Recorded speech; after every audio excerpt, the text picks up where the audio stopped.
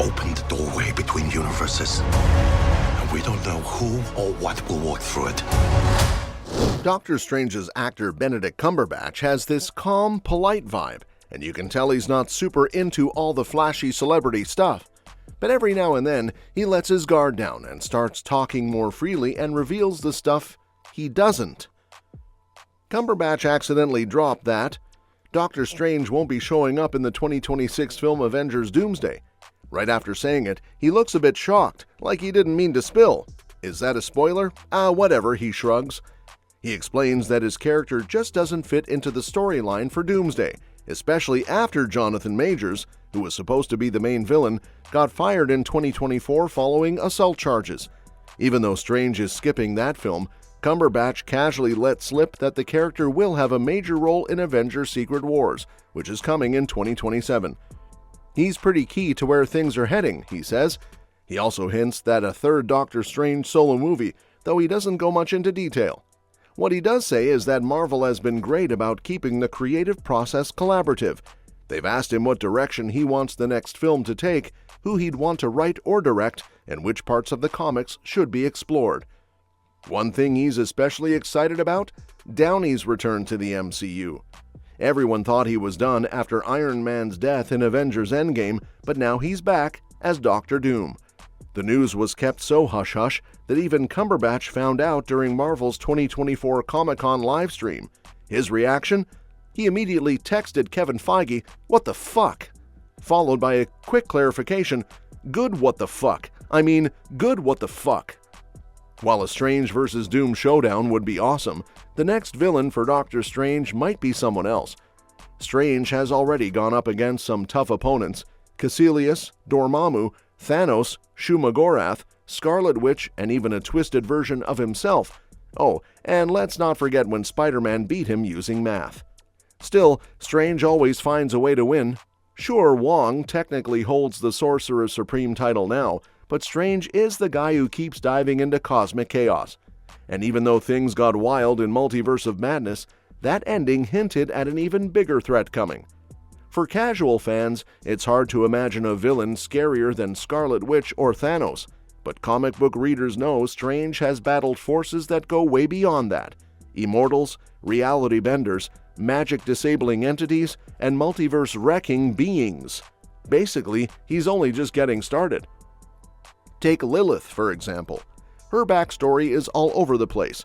Some say she's a fallen angel, others call her a Mesopotamian goddess, Adam's first wife, or even Satan's lover. Whatever the truth is, one thing's certain: she's insanely powerful. Sure, she's got the usual magic powers you'd expect from a villain like her, but what really sets her apart is her ability to create demons called Lilins. She can either give birth to them the natural way or just will them into existence. And here's the wild part: if she gets hurt, she can heal herself by draining the life force from her own Lilins. Since she's created a ton of them across different realities, she basically has an endless power source, which makes her pretty much immortal. Lilith usually clashes with the more supernatural Marvel heroes like Ghost Rider, Blade, and Doctor Strange.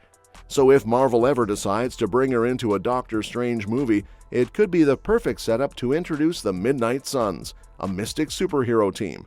That would open the door for characters like Moon Knight, Hellstrom, Magic, Werewolf by Night, Shaman, and Brother Voodoo to show up or make a comeback. Then there's Morgan Le Fay. Marvel has plenty of evil magic users, but Morgan's easily one of the most powerful out there.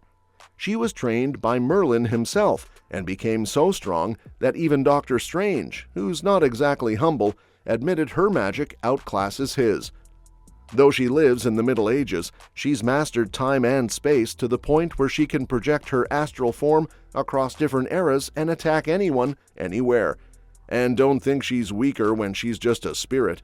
She's taken over Thor's mind, ruled Europe, and even brought Atlantis back from the depths, which, fun fact, her mom sank in the first place. She hasn't crossed paths with Doctor Strange a ton in the comics, but there's definitely a connection. They're both top-tier magic users, and the Eye of Agamotto once even saw her as a worthy candidate to replace Strange as Sorcerer Supreme.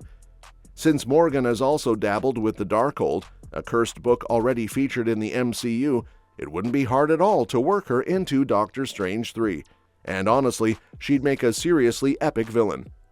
Next up is Nightmare. If you've noticed, most MCU heroes have ended up facing the very first villain they fought in the comics.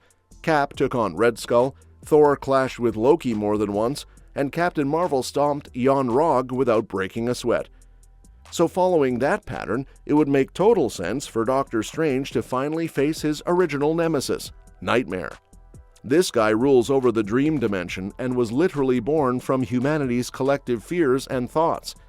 Fueled by the mind of mankind, he's tried over and over to twist reality into his own freaky vision, but Strange has always managed to shut him down. The catch? As long as people exist, Nightmare can't truly die, so he'll keep coming back until he controls Earth. He wouldn't just be a terrifying presence to bring into the MCU, his entire dream world opens the door for some wild visuals. We've already seen some trippy stuff in the last 2 Doctor Strange films, but imagine Strange battling Nightmare inside people's subconscious minds. That has the potential to be the most visually insane and mind-bending sequence in the whole franchise. Next is Umar the Unrelenting. She could be a major threat in Doctor Strange 3. There's a pretty good chance she's already being teased. In the post-credit scene of Doctor Strange and the Multiverse of Madness, Clea shows up and opens a portal that looks a lot like it leads into the Dark Dimension, home turf of Dormammu. While Marvel hasn't confirmed anything, it lines up with the comics. Clea is actually Umar's daughter, and Umar is Dormammu's twin sister. In the source material, Umar's used Clea in her twisted plans before, and she's had it out for Strange since the beginning. So if Marvel's following that thread, Umar showing up in the next movie seems totally plausible. If she does end up as the main villain, Strange is in serious trouble. Umar's magical abilities are off the charts. She commands the terrifying Mindless Ones and has been able to manipulate even the Hulk when he was in full rage mode. She's powerful, cunning, and knows how to use people to her advantage. And since every sequel needs to raise the stakes, we might not be dealing with just Umar. If she or Dormammu decide to bring in a full force of Falteens, it could turn into a battle that even Strange might not be able to win alone. Lastly, there's the Imperator, one of Doctor Strange's most dangerous enemies, and ironically, he doesn't use magic at all. In fact, he absolutely hates it. In his universe, magic was everything. His people were strict, ritual-obsessed monks who worshipped Shumagorath through blood sacrifices. Science, on the other hand, was considered heresy. So when his parents were caught doing scientific research, they were executed. That trauma pushed the Imperator to become the smartest scientist in existence, swearing to wipe out magic from all realities as revenge. Well, that's it for today. Let me know what you think in the comments below. And don't forget to subscribe, because we'll be covering more updates on this soon and other exciting upcoming movies and series. We'll see you next time.